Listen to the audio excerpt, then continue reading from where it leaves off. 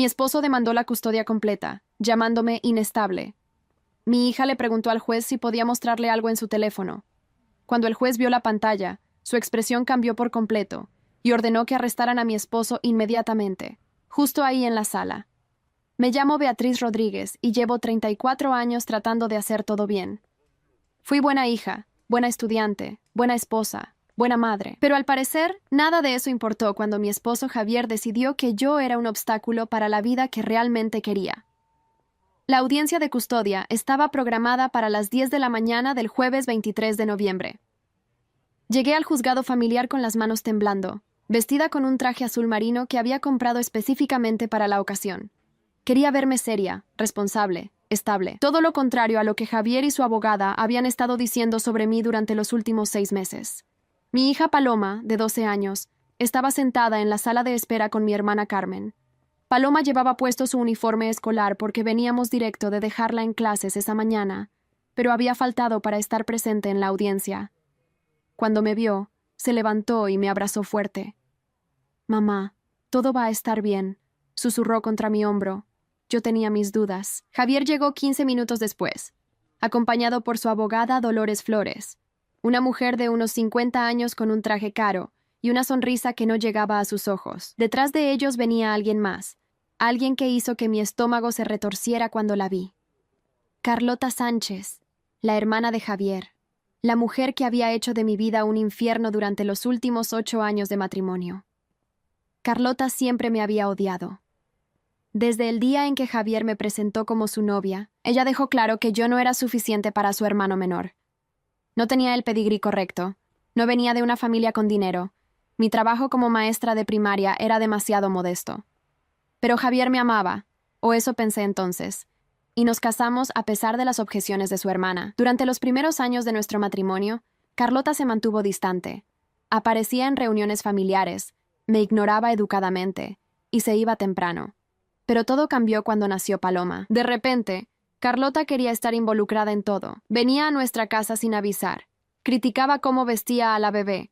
Cuestionaba mis decisiones sobre la alimentación, el sueño, todo. Javier nunca me defendió. Siempre decía que Carlota solo quería ayudar, que la familia era importante, que yo estaba siendo demasiado sensible. Con el tiempo, aprendí a mantener la boca cerrada y soportar sus comentarios venenosos. Pero hace 2 años, algo cambió. Carlota se divorció de su esposo después de descubrir que él la estaba engañando. El divorcio fue brutal, y ella perdió la custodia de sus 2 hijos porque el juez determinó que su comportamiento errático y manipulador no era adecuado para el bienestar de los niños. Desde entonces, Carlota se obsesionó con Paloma.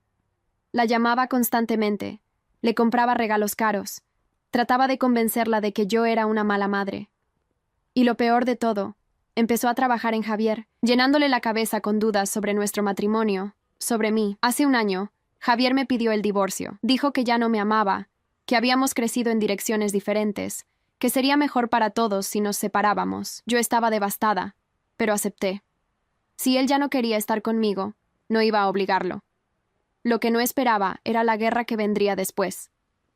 Javier contrató a Dolores Flores, una abogada conocida por sus tácticas agresivas en casos de divorcio. Inmediatamente comenzaron a construir un caso pintándome como una madre inadecuada, inestable emocionalmente, incapaz de cuidar apropiadamente de Paloma. Presentaron evidencia de que yo había faltado al trabajo 3 veces en los últimos 6 meses. Lo que no mencionaron fue que esas ausencias fueron porque Paloma estaba enferma y no podía ir a la escuela. Presentaron fotografías de nuestra casa mostrando que estaba desordenada. Las fotografías fueron tomadas sin mi conocimiento por Carlota, durante una de sus visitas sorpresa, justo después de que Paloma y yo habíamos hecho galletas un domingo por la tarde. Presentaron declaraciones de vecinos diciendo que me habían escuchado gritar. Esos gritos fueron cuando descubrí una rata en la cocina y le pedí ayuda a Paloma para atraparla. Cada aspecto normal de mi vida fue retorcido y presentado como evidencia de mi supuesta inestabilidad. Y detrás de todo esto estaba Carlota, susurrándole a Javier, ayudando a construir el caso, probablemente soñando con el día en que tendría acceso completo a mi hija sin mi interferencia. La asistente del juez nos llamó a la sala. Entramos en fila, Javier y su abogada de un lado, yo y mi abogado Fernando Ramírez del otro. Carlota se sentó en la galería, justo detrás de Javier, con una expresión de satisfacción apenas contenida. El juez Alejandro Torres entró y todos nos pusimos de pie. Era un hombre de unos 60 años con cabello gris y una expresión seria pero justa. Había leído sobre él antes de la audiencia. Su reputación era de ser estricto pero equitativo, alguien que realmente se preocupaba por el bienestar de los niños. «Podemos comenzar», dijo el juez Torres después de acomodarse. «Abogada Flores, entiendo que su cliente está solicitando la custodia completa de la menor Paloma Rodríguez». «Así es, su señoría», respondió Dolores Flores levantándose. «Tenemos evidencia sustancial que demuestra que mi cliente, el señor Javier Rodríguez, está mucho mejor equipado para proporcionar un ambiente estable y seguro para su hija. La madre, Beatriz Rodríguez, ha demostrado un patrón de comportamiento errático e irresponsable que pone en riesgo el bienestar de la menor. Sentí que la sangre me subía a la cara, pero me forcé a mantener la calma. Fernando me había advertido que este era el juego de Dolores, provocarme para que reaccionara emocionalmente y así probar su punto sobre mi supuesta inestabilidad. Dolores Flores pasó los siguientes 45 minutos presentando su caso. Mostró las fotografías de la casa desordenada, las cartas de los vecinos, los registros de mis ausencias laborales.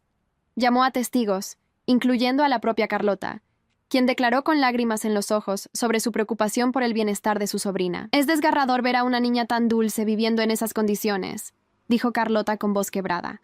«Yo solo quiero lo mejor para Paloma. Beatriz no es mala persona, solo está claramente abrumada y necesita ayuda. Tuve que morderme el labio para no gritar. La manipulación era obvia para mí, pero me preguntaba si el juez podía verlo. Cuando le tocó el turno a Fernando, presentó nuestro caso. Mostró mis evaluaciones laborales excelentes, cartas de recomendación de los padres de mis estudiantes, declaraciones de maestros de Paloma confirmando que era una niña feliz y bien ajustada. Presentó fotografías de nuestra casa, tomadas en condiciones normales, mostrando un hogar limpio y acogedor. Pero sabía que no era suficiente. Las mentiras de Javier y Carlota estaban bien construidas, con suficientes granos de verdad entremezclados para hacerlas creíbles. El juez Torres miró sus notas por un momento. «Me gustaría escuchar a la menor», dijo finalmente. «Entiendo que Paloma tiene 12 años, edad suficiente para expresar su preferencia». Dolores Flores se puso de pie inmediatamente. «Su señoría, no creemos que sea apropiado que la niña sea puesta en esa posición. Ya ha sido sometida a suficiente estrés emocional». El juez la miró con una ceja levantada. «Abogada Flores, en mi sala, los niños tienen voz. La menor será escuchada». Paloma entró acompañada por una trabajadora social. Mi corazón se aceleró al verla, tan pequeña y seria en su uniforme escolar. Ella me miró y le sonreí tratando de darle valor. «Paloma», dijo el juez Torres con una voz más suave, «nadie aquí va a estar enojado contigo sin importar lo que digas. Solo queremos saber qué es lo que tú quieres. ¿Qué te haría más feliz?» Paloma asintió. «Quiero vivir con mi mamá», dijo con voz clara. «Mi papá es bueno, lo quiero, pero últimamente actúa raro. Y la tía Carlota me asusta». Vi cómo Carlota se tensaba en su asiento. Javier se veía incómodo. «¿Por qué te asusta tu tía?», preguntó el juez. Paloma dudó. Luego sacó su teléfono del bolsillo de su falda. «¿Puedo mostrarle algo, señor juez?» El juez Torres asintió y extendió la mano. Paloma se acercó y le entregó su teléfono. Ella había abierto una carpeta en su galería de fotos. El juez comenzó a desplazarse por las imágenes, y su expresión cambió gradualmente de neutral a shock, luego a ira apenas contenida. Siguió mirando, imagen tras imagen, su mandíbula cada vez más apretada. «¿Qué demonios es esto?», murmuró finalmente. Se volvió hacia Javier y Carlota, y su voz cuando habló otra vez era como hielo. «Señor Rodríguez, señora Sánchez, ¿alguno de ustedes quiere explicarme por qué hay fotografías en el teléfono de esta niña mostrándolos a ustedes dos, discutiendo cómo drogar a su madre para que pareciera inestable?» El silencio en la sala fue absoluto. El color desapareció del rostro de Javier. Carlota se puso de pie bruscamente, su silla raspando contra el piso de madera. «Eso es ridículo», dijo Carlota con voz estridente. «Esa niña obviamente está mintiendo, manipulando las imágenes. Beatriz probablemente le enseñó cómo hacerlo para sabotear este proceso». El juez Torres levantó una mano exigiendo silencio. «Señora Sánchez, le sugiero que se siente y se calle antes de que la acuse de desacato». Se volvió hacia la asistente del alguacil, oficial Ramírez. «Por favor, tome custodia de este teléfono como evidencia y llame a la fiscalía. Creo que tenemos un caso de conspiración para cometer fraude judicial y posible intento de envenenamiento». «No, espere», intervino Javier levantándose también. «Su señoría, yo puedo explicar». «Lo escucho, señor Rodríguez». dijo el juez con voz gélida. Javier miró a Carlota, luego a Paloma, finalmente a mí. Vi algo quebrarse en su expresión, como si finalmente se diera cuenta de lo lejos que había llegado. Carlota me dijo que sería solo algo leve, algo para hacer que Beatriz pareciera confundida durante la audiencia. Pastillas para dormir en su café de la mañana. Yo no quería hacerlo, pero ella insistió en que era la única manera de asegurar que Paloma tuviera un hogar estable. «¿Un hogar estable?», repetí, y mi voz sonó extraña incluso para mí, temblando de ira contenida. «¿Ibas a drogarme, Javier? ¿Al madre de tu hija? ¿Para quitármela?» «No era para hacerte daño permanente», dijo Javier, y había lágrimas en sus ojos ahora. «Solo para que el juez viera que no estabas bien, que yo tenía razón sobre tu inestabilidad». «Pero yo no estoy inestable», grité, olvidando completamente las advertencias de Fernando sobre mantener la calma. «Nunca lo he estado. Todo esto fue una mentira, una manipulación orquestada por tu hermana porque ella perdió a sus propios hijos y quiere robar a los míos». El juez Torres golpeó su mazo. Orden en la sala. Se volvió hacia Paloma, que seguía de pie junto a él, con los ojos muy abiertos. «Paloma, ¿cómo obtuviste estas fotografías?» Paloma tomó aire profundamente. «El mes pasado, papá me pidió que fuera a quedarme con él y la tía Carlota un fin de semana. Dijo que sería divertido, que podríamos ir al cine y comer pizza, pero cuando llegué, ellos solo querían hablar sobre mamá, sobre todas las cosas malas que supuestamente ella hacía». «Continúa», animó el juez. «La segunda noche, me desperté porque escuché voces. Bajé las escaleras y los vi en la cocina. La tía Carlota tenía un frasco de pastillas en la mano y le estaba diciendo a papá exactamente cuántas debía poner en el café de mamá. Decía que tenía que ser suficiente para que mamá pareciera confundida y somnolienta, pero no tanto como para que fuera obvio que había sido drogada». «¿Y tomaste fotografías?», preguntó el juez. Paloma asintió. «Saqué mi teléfono y tomé fotos desde las escaleras. También grabé video. Tenía miedo de que si solo se lo contaba a alguien, nadie me creyera». Hizo una pausa. «Papá solía ser bueno. Antes de que la tía Carlota se divorciara, él era el mejor papá. Pero después de eso, ella empezó a venir más seguido y él cambió. Se volvió enojado todo el tiempo, especialmente con mamá». El juez Torres miró a Carlota con una expresión de absoluto disgusto. «Señora Sánchez, usted perdió la custodia de sus propios hijos por comportamiento manipulador. ¿Y pensó que la solución era conspirar para robarle su hija a otra mujer?». Carlota finalmente pareció darse cuenta de la gravedad de su situación. Su expresión de superioridad desapareció, reemplazada por pánico. «Yo solo quería ayudar a mi hermano. Beatriz no es buena madre. Ella manipuló a Paloma en contra de nosotros. Le llenó la cabeza de mentiras». «Las únicas mentiras aquí son las suyas, señora Sánchez», dijo el juez. «Oficial, por favor escolte a la señora Sánchez y al señor Rodríguez fuera de mi sala. Estarán bajo custodia hasta que la fiscalía decida los cargos apropiados». Javier se dejó caer en su silla, con la cabeza entre las manos. Carlota, sin embargo, explotó. «Esto es absurdo. No pueden arrestarme. Soy una ciudadana respetable. Tengo derechos». Dos oficiales se acercaron a ella. Carlota trató de resistirse, empujando a uno de ellos. El oficial respondió tomándola del brazo con firmeza. En cuestión de segundos, Carlota estaba esposada, gritando obscenidades mientras la sacaban de la sala. Javier fue más sumiso. Cuando los oficiales se acercaron a él, simplemente se puso de pie y extendió las manos para las esposas. Antes de que se lo llevaran, me miró. «Lo siento, Beatriz. Lo siento tanto». No dije nada. No había nada que decir. El juez Torres esperó hasta que la sala se quedó en silencio nuevamente. «Señora Rodríguez, lamento profundamente que haya tenido que pasar por esta experiencia. Es claro que usted ha sido víctima de una campaña de difamación maliciosa». Hizo una pausa. «La custodia completa le es otorgada a usted. El señor Rodríguez, si alguna vez es liberado de prisión, tendrá derecho a visitas supervisadas únicamente, y solo si un psicólogo determina que es seguro para la menor». «Gracias, su señoría», logré decir, aunque mi voz sonaba lejana incluso para mí. Paloma corrió hacia mí y la abracé fuerte. Ella estaba temblando. «Está bien, bebé», susurré contra su cabello. «Ya pasó. Estás a salvo». Pero mientras salíamos del juzgado, me di cuenta de que esto apenas estaba comenzando. La traición de Javier había sido devastadora, pero ahora tenía que enfrentar la realidad de criar a mi hija sola, mientras su padre potencialmente enfrentaba cargos criminales.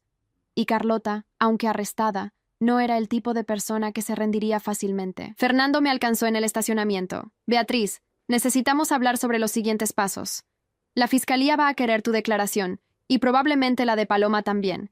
Esto se va a convertir en un caso criminal. Lo sé, dije. Estoy lista. Pero no lo estaba. No tenía idea de lo que venía. Esa noche, después de acostar a Paloma, me senté en la cocina con una taza de té que no podía beber. Mi teléfono comenzó a sonar. Era un número desconocido. Normalmente no contestaba llamadas de números desconocidos, pero algo me hizo presionar el botón verde. ¿Beatriz Rodríguez?, preguntó una voz de mujer que no reconocí. Sí. ¿Quién habla? Mi nombre es Laura Díaz. Soy periodista del Diario Nacional. Me preguntaba si estaría dispuesta a hacer una declaración sobre lo que sucedió hoy en el juzgado.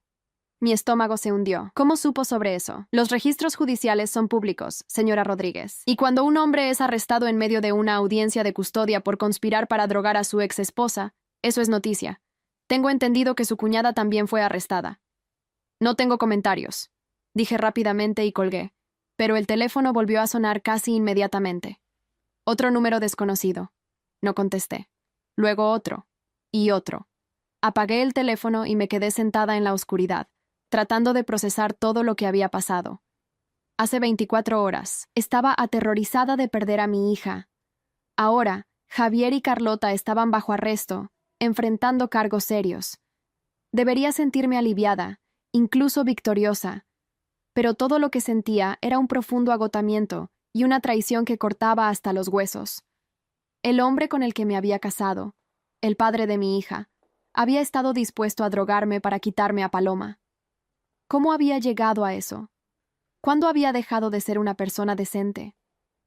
A la mañana siguiente, descubrí exactamente qué tan grande se había vuelto esta historia.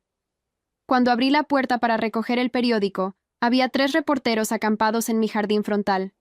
«Señora Rodríguez, solo unas preguntas», gritó uno. Cerré la puerta rápidamente y llamé a Fernando. «Hay reporteros afuera de mi casa». «Lo sé», dijo él. «Están afuera de mi oficina también». «Esto se ha vuelto viral, Beatriz». El video de Carlota siendo arrestada y gritando en la sala fue filtrado en línea. Ya tiene más de 2 millones de vistas. ¿Qué? Mi voz subió una octava. ¿Cómo es posible? Alguien en la sala lo grabó con su teléfono. Probablemente uno de los asistentes esperando su turno para otra audiencia. Fernando hizo una pausa. Escucha, sé que esto es abrumador, pero honestamente, la atención pública podría trabajar a tu favor. La gente está furiosa por lo que Javier y Carlota intentaron hacerte. Hay una ola de apoyo para ti en las redes sociales. No quiero apoyo en las redes sociales, dije. Solo quiero que mi vida vuelva a la normalidad. Lo entiendo. Pero por ahora, mi consejo es que te mantengas en tu casa. No hables con ningún reportero. Y déjame manejar todas las comunicaciones con la prensa. Está bien, acepté. Aunque la idea de esconderme en mi propia casa me hacía sentir como una prisionera. Pasé el resto del día con las cortinas cerradas, ignorando el timbre cada vez que sonaba. Paloma estaba asustada por todo el caos, así que la dejé quedarse en casa sin ir a la escuela. Vimos películas y comimos palomitas, tratando de pretender que todo era normal. Pero no lo era. Mi teléfono, aunque lo había vuelto a encender para emergencias, no dejaba de recibir mensajes. Algunos eran de amigos y familiares expresando su apoyo. Otros eran de extraños que de alguna manera habían conseguido mi número. Algunos ofreciendo palabras amables, otros enviando mensajes crueles acusándome de arruinar la vida de Javier. 3 días después del arresto, Fernando me llamó con noticias. La fiscalía ha decidido los cargos. Javier enfrenta cargos de conspiración para cometer fraude judicial, intento de agresión con sustancia controlada y perjurio. Carlota enfrenta los mismos cargos, más resistencia al arresto y agresión a un oficial. ¿Cuánto tiempo podrían recibir? Pregunté. Si son condenados por todos los cargos, Javier podría enfrentar de 5 a 10 años. Carlota podría recibir de 7 a 15 años debido a su historial de comportamiento manipulador, documentado en su propio caso de divorcio. No pude evitar el escalofrío que recorrió mi espalda. Parte de mí, la parte que todavía recordaba al Javier del que me había enamorado, se sentía mal por él. Pero la parte más grande, la parte que era madre de Paloma, Sabía que él había tomado sus decisiones. Hay algo más, continuó Fernando. La abogada de Javier se ha acercado. Quiere negociar un acuerdo de culpabilidad. Javier está dispuesto a declararse culpable de todos los cargos a cambio de una sentencia reducida y la renuncia permanente a sus derechos parentales. ¿Qué? Casi solté el teléfono. ¿Está dispuesto a renunciar a Paloma? Aparentemente sí. Creo que finalmente se dio cuenta de que no hay manera de salir de esto sin consecuencias severas, y prefiere una sentencia más corta que pasar una década en prisión. ¿Y Carlota? Ella se niega a negociar. Insiste en que es inocente, que esto es todo un malentendido. Va a juicio. Por supuesto que lo hace, murmuré. Carlota nunca admitía estar equivocada. La audiencia de declaración de culpabilidad de Javier fue programada para 2 semanas después. Fernando me preguntó si quería asistir, pero decidí que no. No quería ver a Javier nuevamente, no después de todo lo que había hecho. Pero sí asistí a algo más, algo que Fernando organizó sin decirme hasta el último momento. Una reunión con Javier en la cárcel, supervisada por guardias y grabada para los registros legales. No tienes que hacer esto, dijo Fernando cuando llegamos al centro de detención. Pero él pidió específicamente verte. Dice que hay cosas que necesita decirte antes de la sentencia. Parte de mí quería dar media vuelta y salir.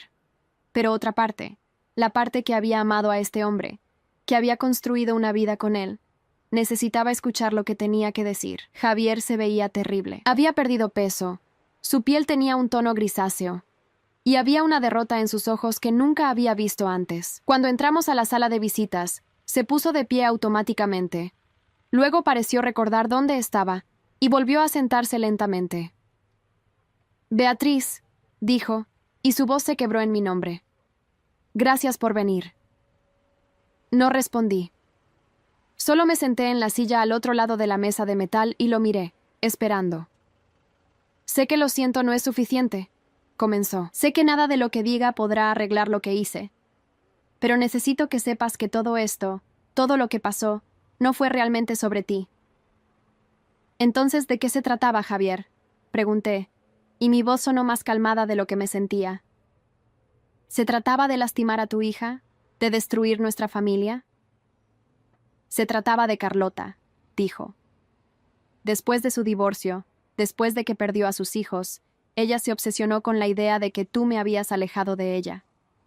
Decía que antes de que nos casáramos, éramos cercanos, que tú habías envenenado nuestra relación. Yo nunca hice eso, protesté. Lo sé, dijo Javier rápidamente. Lo sé ahora. Pero ella es mi hermana, Beatriz. La he conocido toda mi vida. Cuando empezó a decirme todas estas cosas sobre ti, sobre cómo eras manipuladora, sobre cómo estabas criando mal a Paloma, parte de mí no quería creerle. Pero ella era tan persistente, tan convincente. Así que decidiste creerle a ella en lugar de a mí, dije. A la mujer con quien estuviste casado durante 8 años. No fue así de simple. Sí, Javier, así de simple fue. Elegiste creer las mentiras de tu hermana sobre la verdad de tu esposa. Elegiste conspirar para drogarme. Elegiste tratar de quitarme a mi hija. Javier bajó la mirada a sus manos esposadas. Tienes razón. Y voy a pagar por esas elecciones por el resto de mi vida. Hizo una pausa. Por eso voy a declararme culpable. Por eso voy a renunciar a mis derechos parentales. Lo miré fijamente, tratando de ver algún rastro del hombre del que me había enamorado. ¿Cómo llegamos aquí, Javier? ¿Cuándo dejaste de ser la persona que conocí? Creo que fue gradual, dijo lentamente. Después del divorcio de Carlota, ella empezó a venir más seguido. Al principio solo quería compañía, alguien con quien hablar, pero luego empezó a hacer comentarios sobre ti, pequeñas cosas, que la casa no estaba tan limpia como debería, que Paloma se veía cansada, que tú parecías estresada, y tú le creíste, no al principio. Pero ella seguía y seguía, y eventualmente esas pequeñas semillas de duda crecieron. Empecé a ver cosas que antes no veía, o pensaba que veía cosas que realmente no estaban ahí. Miró hacia arriba. Carlota es muy buena en eso, en torcer la realidad hasta que crees su versión de los eventos. Ella te manipuló, dije. Sí, pero yo la dejé. Esa es la parte que tengo que aceptar. Yo tomé la decisión de escucharla, de creerla, de actuar basado en sus mentiras. Nos quedamos en silencio por un momento. El guardia en la esquina de la sala se movió ligeramente, recordándonos que no estábamos solos. ¿Qué va a pasar ahora?, pregunté finalmente. Voy a declararme culpable en la audiencia. Mi abogada negoció una sentencia de 4 años. Podría salir en 2 con buen comportamiento.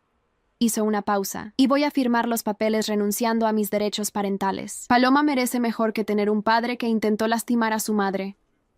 Algo en mi pecho se apretó. A pesar de todo, a pesar de la traición y el dolor, parte de mí se sentía triste por Paloma. Ella amaba a su padre, o al menos amaba al hombre que él solía ser. Ella va a hacer preguntas, dije. Cuando crezca, va a querer saber por qué su padre no está en su vida. Entonces dile la verdad, dijo Javier. Dile que su padre cometió errores terribles, que lastimó a las personas que amaba, y que la decisión más amorosa que pudo tomar fue alejarse. Tal vez algún día, cuando sea adulta, si ella quiere conocerme, yo estaré aquí. Pero no voy a forzar mi presencia en su vida después de lo que hice. Me puse de pie para irme. Espera, dijo Javier rápidamente. Hay una cosa más, sobre Carlota.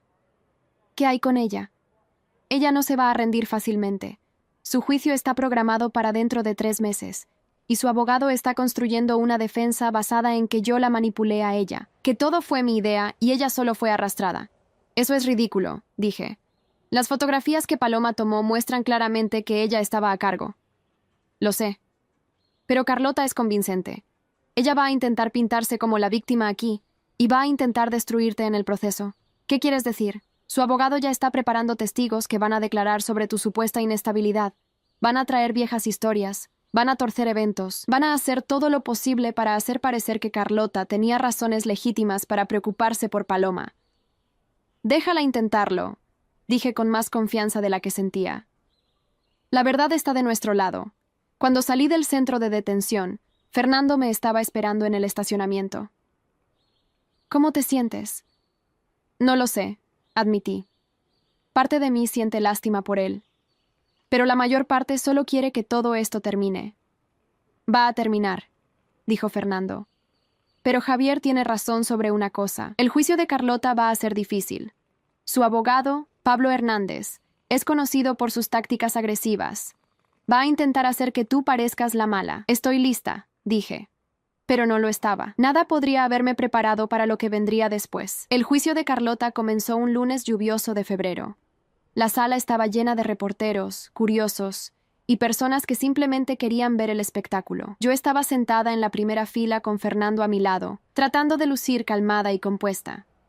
Carlota entró esposada, pero caminando con la cabeza en alto como si fuera ella la que estuviera siendo injustamente perseguida. Su abogado, Pablo Hernández, era un hombre alto con cabello negro peinado hacia atrás y un traje que probablemente costaba más que mi salario mensual. El fiscal, Miguel Flores, presentó el caso de la acusación primero. Mostró las fotografías que Paloma había tomado, reprodujo los videos donde se podía escuchar claramente a Carlota diciéndole a Javier exactamente cómo drogarme. Presentó los mensajes de texto entre Carlota y Javier donde discutían su plan. La evidencia era abrumadora. Pero Pablo Hernández era bueno en su trabajo. Cuando le tocó su turno, llamó a su primer testigo, una mujer llamada Alba que decía haber sido mi vecina hace 3 años. Alba declaró que me había visto gritar a Paloma en múltiples ocasiones, que la niña a menudo parecía asustada de mí. Eso es mentira, susurré a Fernando. Lo sé, respondió. Pero ella está bajo juramento. Vamos a tener que refutarlo en el contrainterrogatorio. Miguel Flores hizo exactamente eso. ¿Cuántas veces dice que vio a la señora Rodríguez gritar a su hija? Preguntó. Muchas veces, respondió Alba vagamente. ¿Puede darme una fecha específica?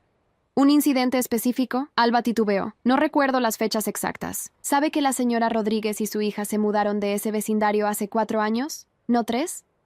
Alba palideció. Bueno, tal vez fueron 4 años. ¿Y sabe que durante ese tiempo Paloma tenía solo 8 años y asistía a una escuela donde su madre era maestra, lo que significa que estaban juntas casi todo el tiempo bajo la supervisión de otros profesionales de la educación? Alba no respondió. De hecho, no tiene ningún recuerdo real de haber presenciado abuso, ¿verdad, señora? Alguien le pagó para venir aquí y mentir. ¡Objeción!, gritó Pablo Hernández. Sostenida, dijo el juez. Fiscal Flores, reformule su pregunta, pero el daño ya estaba hecho. El jurado había visto a Alba tropezar con su historia. Había visto las inconsistencias. Pablo Hernández llamó a otros testigos durante los siguientes días. Cada uno tenía alguna historia sobre mi supuesta incompetencia como madre, mi inestabilidad emocional, mi comportamiento errático, y cada uno fue sistemáticamente desmantelado por Miguel Flores en el contrainterrogatorio. Pero el momento más difícil vino cuando Pablo Hernández me llamó al estrado como testigo hostil. Señora Rodríguez, comenzó con una sonrisa que no llegaba a sus ojos. ¿Es cierto que usted faltó al trabajo 17 veces en los últimos 2 años? Falté al trabajo cuando mi hija estaba enferma, respondí, como lo haría cualquier madre responsable. Y es cierto que en múltiples ocasiones, ¿los maestros de Paloma expresaron preocupación sobre su desarrollo emocional? Los maestros nunca expresaron tal preocupación, dije firmemente. De hecho, tengo cartas de todos sus maestros elogiando su desarrollo. Señora Rodríguez, ¿no es verdad que usted tiene un historial de depresión? Mi corazón se aceleró. Fernando me había advertido que esto podría surgir. Hace 6 años, después del nacimiento de Paloma, experimenté depresión posparto. Busqué tratamiento inmediatamente y me recuperé completamente. Pero estuvo tomando medicamentos antidepresivos. ¿Correcto? Sí. Bajo supervisión médica, como millones de mujeres que experimentan depresión posparto. ¿Y no podría ese historial de inestabilidad mental haber justificado legítimamente la preocupación de mi clienta sobre el bienestar de su sobrina? Mi supuesta inestabilidad mental fue una condición médica tratada y resuelta hace años, dije, luchando por mantener mi voz calmada. La verdadera inestabilidad está en alguien que pierde la custodia de sus propios hijos, luego conspira para drogar a otra mujer y robarle los suyos. ¡Objeción!, gritó Pablo Hernández, su compostura finalmente agrietándose. Retirada, dije rápidamente antes de que el juez pudiera hablar. Pero había hecho mi punto. Vi a algunos miembros del jurado asentir ligeramente. El interrogatorio continuó durante horas. Pablo Hernández trató de hacer que me contradijera, de hacerme perder los estribos, de hacerme parecer la persona inestable que afirmaba que era, pero me mantuve firme, respondiendo cada pregunta con calma y honestidad. Cuando finalmente me bajé del estrado, estaba exhausta pero sintiendo que había hecho un buen trabajo defendiéndome. El momento decisivo del juicio vino cuando el fiscal Miguel Flores llamó a Paloma al estrado. Pablo Hernández había objetado vigorosamente, argumentando que hacer que una niña testificara contra su tía sería traumático. Pero el juez permitió el testimonio con restricciones sobre qué se le podía preguntar. Paloma entró a la sala del tribunal vestida con un vestido azul simple que habíamos comprado específicamente para esta ocasión. Se veía tan pequeña en el estrado, tan joven, pero cuando empezó a hablar, su voz era clara y firme.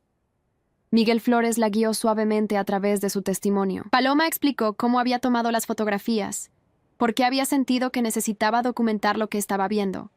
Describió cómo Carlota había cambiado después de su divorcio, cómo se había vuelto obsesiva y aterradora. ¿Alguna vez tu tía Carlota te hizo daño físicamente?, preguntó Miguel. No directamente, respondió Paloma.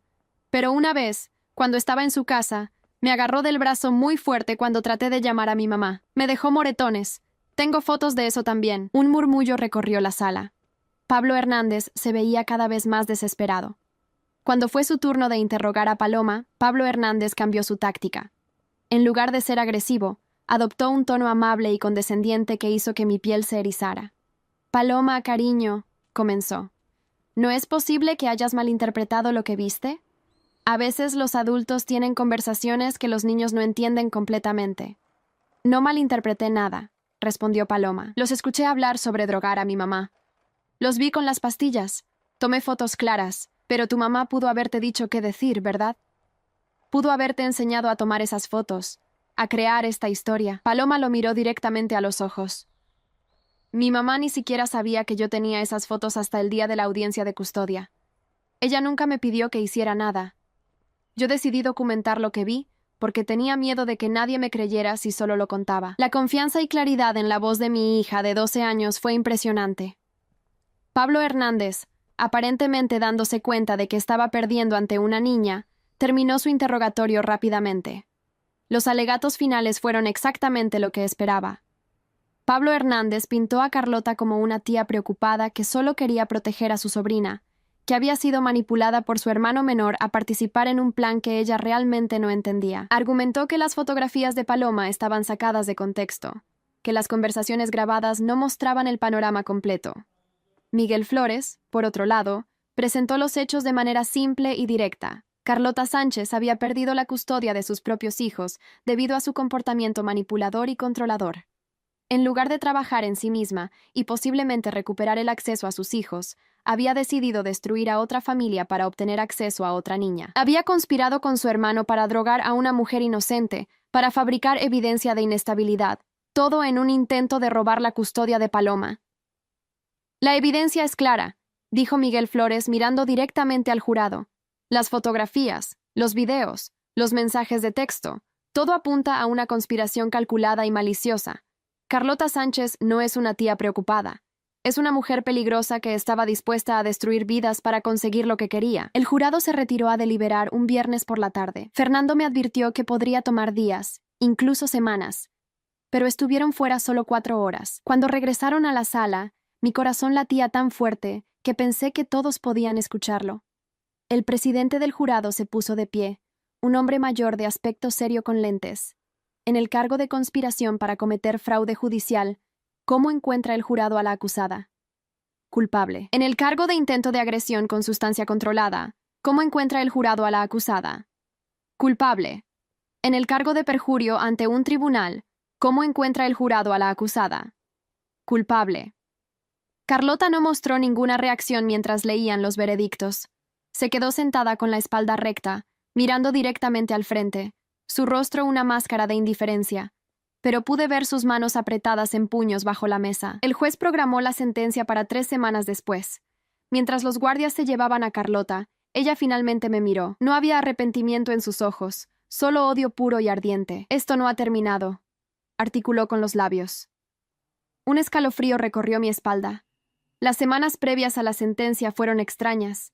La atención mediática finalmente comenzó a disminuir. Los reporteros encontraron otras historias que cubrir. Paloma regresó a la escuela, aunque tuvimos que reunirnos con sus maestros y el consejero escolar para asegurarnos de que estuviera recibiendo el apoyo que necesitaba después de todo lo que había pasado.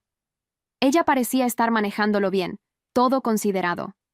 Tenía pesadillas ocasionales, y a veces la encontraba mirando fijamente al espacio con una expresión preocupada.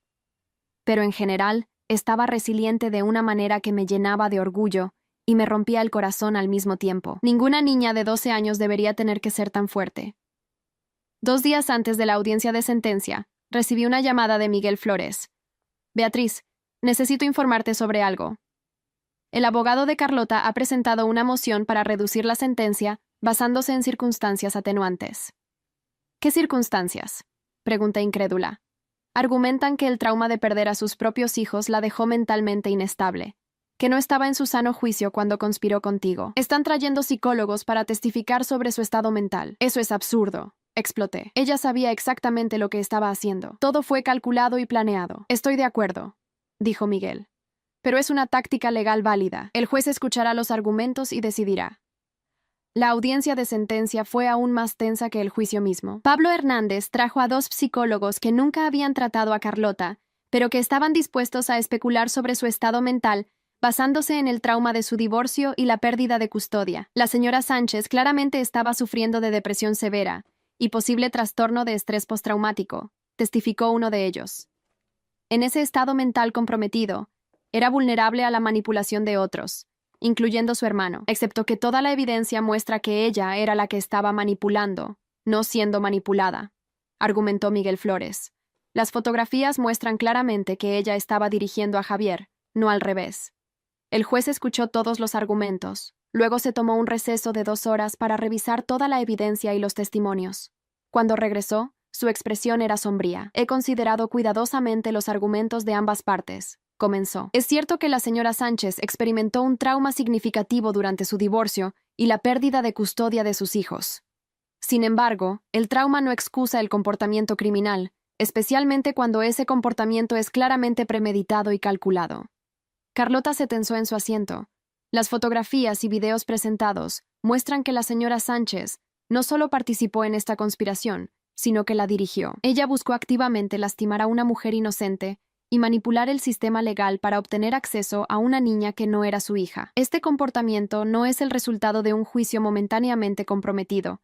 Es el resultado de una personalidad fundamentalmente manipuladora y controladora. El juez hizo una pausa, mirando directamente a Carlota. Señora Sánchez, ¿Hay algo que quiera decir antes de que pronuncie la sentencia? Por primera vez, vi a Carlota vacilar. Abrió la boca, luego la cerró.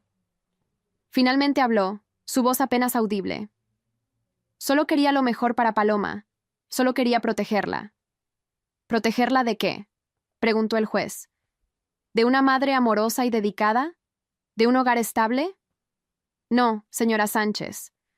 Usted no quería proteger a Paloma. Quería poseerla, controlarla, usarla como reemplazo de los hijos que perdió debido a su propio comportamiento. Carlota no respondió. Por los cargos de conspiración para cometer fraude judicial, intento de agresión con sustancia controlada, perjurio, resistencia al arresto y agresión a un oficial. La sentencio a 12 años en prisión estatal sin posibilidad de libertad condicional durante al menos 8 años. 12 años. La sala estalló en murmullos. Carlota finalmente reaccionó, su máscara de indiferencia cayendo mientras su rostro se retorcía en ira y shock. «¡Esto es una injusticia!», gritó poniéndose de pie. «Esa mujer me robó a mi familia. Ella es la que debería estar en prisión. Siéntese, señora Sánchez», ordenó el juez. Carlota ignoró la orden. Se volvió hacia mí, sus ojos ardiendo con odio. «Tú hiciste esto. Tú le llenaste la cabeza a Javier con mentiras. ¡Tú me quitaste todo!». Los guardias se acercaron a ella, pero Carlota los empujó. Intentó llegar a mí, pero Fernando me empujó detrás de él.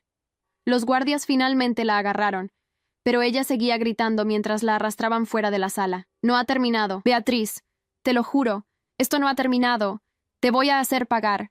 Voy a destruirte como tú me destruiste a mí». La puerta de la sala del tribunal se cerró detrás de ella, silenciando sus gritos. Me quedé ahí temblando, con Fernando todavía de pie protectoramente frente a mí. El juez golpeó su mazo repetidamente. «Orden, orden en la sala». Gradualmente, el caos se calmó. El juez me miró con una expresión de genuina preocupación. «Señora Rodríguez, voy a emitir una orden de restricción permanente contra la señora Sánchez. Ella no podrá contactarla a usted o a su hija de ninguna manera, directa o indirectamente, por el resto de su vida. Si intenta hacerlo, serán agregados años adicionales a su sentencia». «Gracias, su señoría», logré decir. Mientras salíamos del juzgado, los reporteros nos acorralaron. «¿Cómo se siente con el veredicto, señora Rodríguez? ¿Siente que se hizo justicia? ¿Tiene miedo de las amenazas de la señora Sánchez?». Fernando me guió a través de la multitud sin responder ninguna pregunta. Una vez en su auto, finalmente me permití romper. Lágrimas que había estado conteniendo durante meses, finalmente salieron. Grandes sollozos que sacudían todo mi cuerpo. «Ya pasó», dijo Fernando suavemente. «Se acabó, Beatriz. Ganaste». ¿Pero había ganado realmente? Mi esposo estaba en prisión. Mi hija había tenido que testificar en un juicio criminal. Habíamos sido arrastradas por el lodo en los medios nacionales. Y aunque Carlota estaba encerrada, sus palabras finales resonaban en mi cabeza. Esto no ha terminado. Los siguientes meses fueron una mezcla extraña de alivio y ansiedad persistente. Paloma y yo comenzamos terapia, tanto individual como familiar, para procesar todo lo que había pasado. Lentamente, nuestra vida empezó a parecerse a algo normal, pero había momentos que me recordaban que las cicatrices de la traición de Javier y la obsesión de Carlota no sanarían tan fácilmente. Paloma desarrolló ansiedad de separación, entrando en pánico cada vez que tenía que dejarme para ir a la escuela. Tuve que instalar un sistema de seguridad en casa después de recibir cartas anónimas amenazantes que la policía no pudo rastrear. 6 meses después de la sentencia, Fernando me llamó con noticias inquietantes. «Beatriz, Carlota está tratando de apelar su condena. Su nueva abogada argumenta que hubo irregularidades en el juicio, que cierta evidencia no debería haber sido admitida». «¿Puede hacer eso?», pregunté, sintiendo que mi estómago se hundía. «Puede intentarlo. No significa que tendrá éxito. Pero el proceso de apelación puede tomar años. Y mientras tanto, ¿qué? ¿Vivo con miedo de que salga? Ella sigue en prisión durante todo el proceso de apelación», me aseguró Fernando. «Pero sí, necesitas estar preparada para la posibilidad de que esto continúe durante algún tiempo». Esa noche, sentada en la mesa de la cocina con una taza de té que no podía beber, tomé una decisión. No iba a vivir en miedo. No iba a dejar que Carlota controlara mi vida desde una celda de prisión. Llamé a mi hermana Carmen. «Necesito un favor». «Lo que sea», respondió inmediatamente. «¿Qué necesitas?»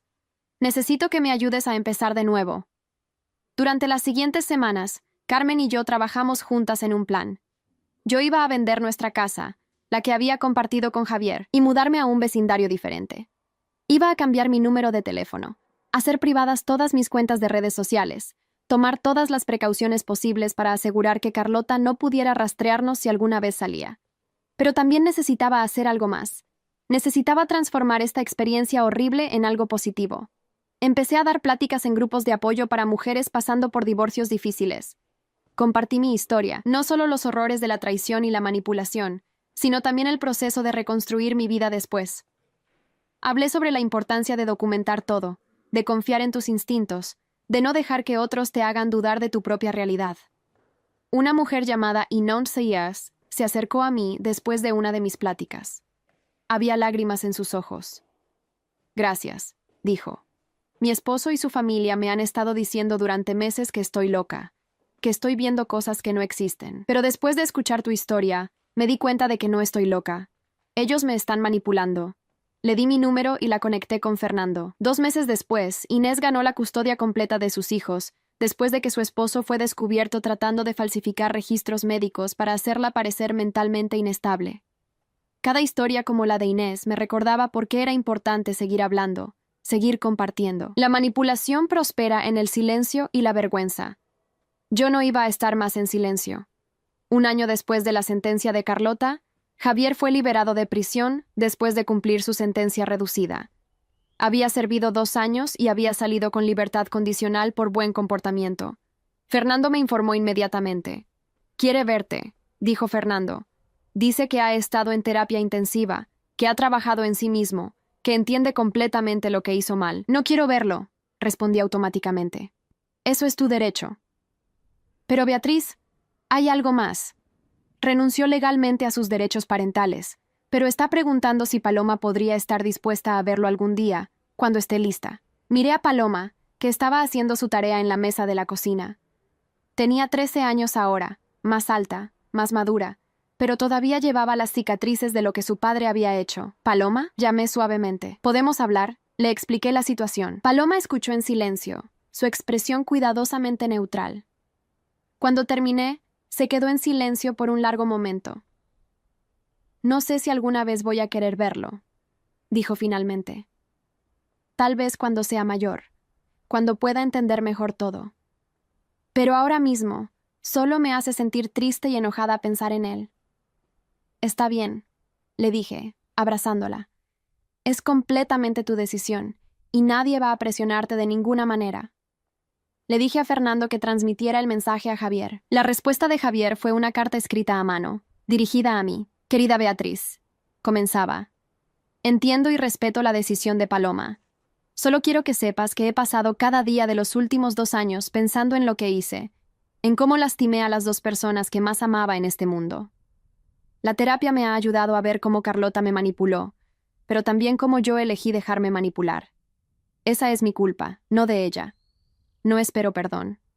No lo merezco. Pero quiero que sepas que he cambiado. He cortado todo contacto con Carlota. De hecho, le escribí una carta diciéndole exactamente lo que pienso de ella y de sus acciones. Nunca volveré a dejar que alguien me convierta en el tipo de persona que fui. Si Paloma alguna vez quiere verme, estaré aquí. Mientras tanto, viviré el resto de mi vida tratando de ser el tipo de hombre que debí haber sido desde el principio. Siempre, Javier». Guardé la carta en un cajón. Tal vez algún día se la mostraría a Paloma. Pero por ahora, necesitábamos seguir adelante. La apelación de Carlota fue denegada 8 meses después. El Tribunal de Apelaciones determinó que no había habido ninguna irregularidad en el juicio original, que toda la evidencia había sido apropiadamente admitida y considerada. Carlota tendría que cumplir su sentencia completa. Cuando Fernando me dio la noticia, sentí como si un peso enorme se levantara de mis hombros. Finalmente, verdaderamente, había terminado, pero aún quedaba una cosa más que hacer. Contacté a la prisión donde Carlota estaba encarcelada y solicité una visita. Fernando pensó que estaba loca. «¿Por qué querrías verla?», preguntó. «¿Qué podría ganar de eso? Necesito cerrar este capítulo», expliqué. «Necesito mirarla a los ojos y decirle exactamente cómo me siento, sin un juez o un jurado presente. Necesito que sepa que sobreviví, que prospero, que ella no me destruyó. La prisión aprobó mi solicitud. Una semana después, me encontraba sentada en una sala de visitas fría y estéril, esperando a que trajeran a Carlota. Cuando entró, casi no la reconocí. Había envejecido años en los meses que había estado encarcelada. Su cabello, que siempre había mantenido perfectamente teñido y peinado, ahora mostraba raíces grises. Había perdido peso, su rostro estaba hundido, pero sus ojos, cuando me miraron, todavía contenían esa chispa de odio. «Así que viniste a regodearte», dijo, dejándose caer en la silla frente a mí. «No», respondí calmadamente. «Vine a decirte algo». Ella cruzó los brazos. «Adelante entonces». Durante años, dejé que me hicieras sentir menos. Dejé que Javier me hiciera sentir que no era suficiente. Permití que me manipularas, que me hicieras dudar de mí misma, de mi valor como madre y como persona. Carlota sonrió con suficiencia, porque no era suficiente, pero ahora lo sé mejor. Continué como si ella no hubiera hablado. No era yo quien no era suficiente. Eras tú quien era tan insegura, tan rota por dentro, que tenías que intentar destruir la felicidad de otros para sentirte mejor contigo misma. Su sonrisa vaciló. Perdiste a tus propios hijos por tu comportamiento tóxico, pero en lugar de trabajar en ti misma, en convertirte en una mejor persona, decidiste intentar robar a mi hija. Y ahora estás aquí, sola, sin familia, sin amigos, enfrentando 8 años más en prisión. Me puse de pie para irme. «Espera», dijo Carlota, y por primera vez, su voz carecía de veneno. «¿Paloma está bien?» La pregunta me sorprendió. Miré a Carlota, buscando señales de manipulación, pero lo que vi en su rostro era algo diferente, tal vez arrepentimiento, tal vez solo desesperación. «Paloma está bien», dije finalmente. «Está en terapia, está procesando todo, pero es fuerte, mucho más fuerte de lo que tú o Javier le dieron crédito. ¿Alguna vez me perdonará? No lo sé», respondí honestamente. «Tal vez algún día, cuando sea adulta, si tú has hecho el trabajo para convertirte en alguien que merece perdón. Pero por ahora, lo mejor que puedes hacer por ella es dejarla en paz». Salí de la prisión sin mirar atrás, y mientras conducía a casa, sentí algo que no había sentido en mucho tiempo. Paz verdadera. Han pasado 3 años desde ese día en la sala del tribunal cuando todo explotó. Paloma ahora tiene 15 años, una adolescente brillante y resiliente que quiere estudiar Derecho porque, en sus palabras, quiere ayudar a otras niñas como ella que tienen que navegar el sistema legal. Vendí la casa que compartí con Javier y compré una más pequeña en un vecindario tranquilo. Es acogedora y está llena de luz, con un jardín donde Paloma y yo plantamos flores cada primavera. No es lujosa, pero es nuestra. Comprada con mi propio dinero, sin ataduras a mi pasado. Mi trabajo como maestra continúa siendo gratificante. Los padres me respetan, mis estudiantes me adoran, y he sido promovida a coordinadora del departamento de primaria.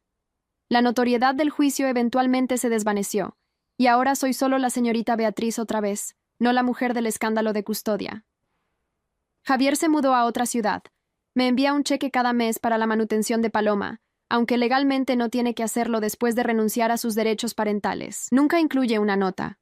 Solo el cheque. Paloma todavía no quiere verlo, pero dice que tal vez cuando cumpla 18, considerará conocerlo nuevamente. Por ahora, está enfocada en su vida, sus amigos, sus estudios. Carlota sigue en prisión y lo estará durante 5 años más. He escuchado a través de conocidos mutuos que su comportamiento en prisión ha sido problemático, que ha estado en confinamiento solitario múltiples veces por peleas con otras reclusas. Aparentemente, su necesidad de controlar y manipular no desapareció solo porque está tras las rejas. Pero no pienso mucho en ella. He aprendido que la mejor venganza no es el odio o la ira, sino vivir bien. Y eso es exactamente lo que estoy haciendo. El mes pasado conocí a alguien. Su nombre es Fernando, curiosamente el mismo nombre que mi abogado, aunque no hay relación. Es maestro de secundaria, divorciado con 2 hijos que pasan los fines de semana con él. Nos conocimos en una reunión de maestros y conectamos inmediatamente. Estoy tomando las cosas despacio. He aprendido a no apresurarme en las relaciones, a proteger mi corazón y el de Paloma. Pero es agradable tener a alguien con quien reír otra vez, alguien que me ve como una persona completa, no como una víctima o una historia de noticias. Paloma lo conoció hace 2 semanas. Después de que se fue, ella me dijo: «Parece agradable, mamá, pero si intenta algo raro, tengo su foto y toda su información. Aprendí de ti», reí, pero también sentí una punzada de tristeza. Mi hija de 15 años había aprendido demasiado joven a ser cautelosa, a documentar todo, a protegerse, pero también había aprendido a ser fuerte, a defenderse, a nunca dejar que nadie la hiciera dudar de su propia realidad. La semana pasada recibí un mensaje en las redes sociales de una mujer llamada Clara. Dijo que había visto un artículo sobre mi caso y que estaba pasando por algo similar. Su esposo y su suegra conspirando para quitarle a sus hijos. Me preguntó si podía hablar conmigo, si podía darle algún consejo. Nos encontramos para café. Le conté mi historia completa. Le di el nombre de Fernando, mi abogado. Le expliqué la importancia de documentar todo, de confiar en sus instintos, de nunca dejar que nadie la hiciera sentir loca. 2 meses después, Clara me envió un mensaje. Había ganado la custodia completa de sus hijos. Su esposo y su suegra habían sido expuestos intentando falsificar evidencia. Gracias por darme el valor de pelear, escribió. Me salvaste a mí y a mis hijos. Esos mensajes hacen que todo haya valido la pena. El dolor, la traición, la humillación pública, todo condujo a este momento donde puedo usar mi experiencia para ayudar a otros. Anoche, Paloma y yo estábamos sentadas en el porche viendo la puesta de sol. Ella estaba haciendo su tarea de historia. Yo estaba corrigiendo exámenes de mis estudiantes. Era un momento perfectamente ordinario, exactamente el tipo de momento que Javier y Carlota habían tratado de destruir. «Mamá», dijo Paloma de repente, «¿alguna vez te arrepientes de haberte casado con papá?» Pensé en la pregunta cuidadosamente. «No», respondí finalmente. «Porque si no me hubiera casado con tu padre, no te tendría a ti. Y tú eres la mejor cosa que me ha pasado jamás». Ella sonrió. «Incluso con todo el drama y el juicio y todo eso». «Incluso con todo eso», confirmé. «Porque esas experiencias horribles nos hicieron más fuertes. Nos enseñaron de qué estamos hechas. Y nos mostraron que podemos sobrevivir cualquier cosa si nos mantenemos juntas». Paloma se inclinó contra mi hombro. «Somos un buen equipo, mamá». «El mejor», estuve de acuerdo, besando su cabeza. Y sentada ahí con mi hija, en nuestro hogar pacífico, mirando el cielo pintarse de naranja y rosa, me di cuenta de que Carlota había estado equivocada.